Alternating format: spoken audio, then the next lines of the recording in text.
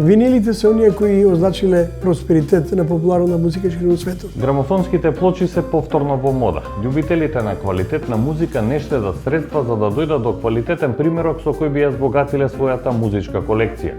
Податоците на светско ниво велат дека продажбата се мери во милијарди долари.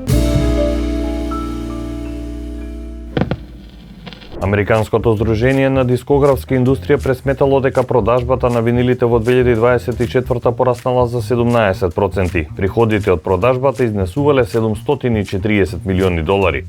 Тейлор Свифт го има најпродаваниот винил во светот во 2024 година со 1,5 милиони примероци.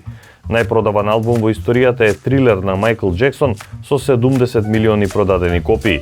Додека Candle in the Wind на Елтон Џон, посветен на принцезата Дијана, е најпродаван сингл во 40 милиони копии. Кога се грамофонските плочи во прашање, има ли подобар соговорник на оваа тема од човекот кој зад микрофонот како радиоводител и новинар минал повеќе од 15.000 часа и зад кого стојат повеќе од 14.000 радиоемисии? Тој е еден од најголемите колекционери на винили и нови простори.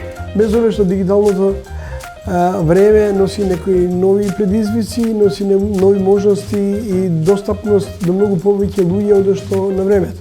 Но не се дел од историја, бидејќи не може да се складира. Драган Б. Костиќ е жива музичка енциклопедија, автор и водител на музичката радиоемисија Диско Селектор, која се емитуваше од 1974 до 2014 година.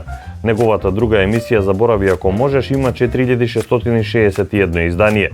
Раскажува како во минатото сингловите за емисиите ги добивал преку пријатели од Лондон. Репер му било списанието Рекорд Мирор. Јас веќе го имав тука во четврток, односно петок. Во сабота се зајавува моите пријатели од Лондон. Има исто такво списание пред нив. И јас, да не губам време, јас само им кажувам бројки. 7, 8, 12, 15, 30, 45. Тие ги заокружуваа, одеа во продавница, ги купуваа сингловите, вечерта ги испраќа, јас веќе во понеделник или вторник ги имам. Костиќ е автор и на 2 книги посветени на 80-тите години од минатиот век кои ги смета за најплодни. Добитник е на награди во земјата и странство, ги поседува сите носачи на звук произведени во историјата, почнувајќи од цилиндарот од 1910 година. Има околу 20.000 винили и 14.000 синглови кои ги преслушал. Стручни списанија, компакт дискови, касети, карти од концерти од легендарни бендови и изведувачи од целиот свет. Во неговиот дом биле гости бројни изведувачи од Ексиу просторите, како Здравко Чолич и членови на Биело дугме.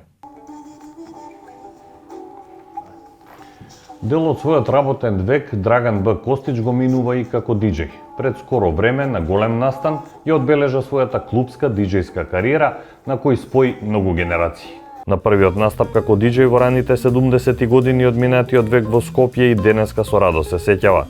Работев во еден клуб кој се викаше Пилот, на влез на населбата Билимбегово, денешен Илинден, под масата на која што беа 2 грамофони, кои беа далеко од сите стандарди кои се за дискотеки, да погодиш ти песна на почеток, а да не чекаш да дојде до почетокот, а народа игра, значи ти требало да имаш извежба на рак.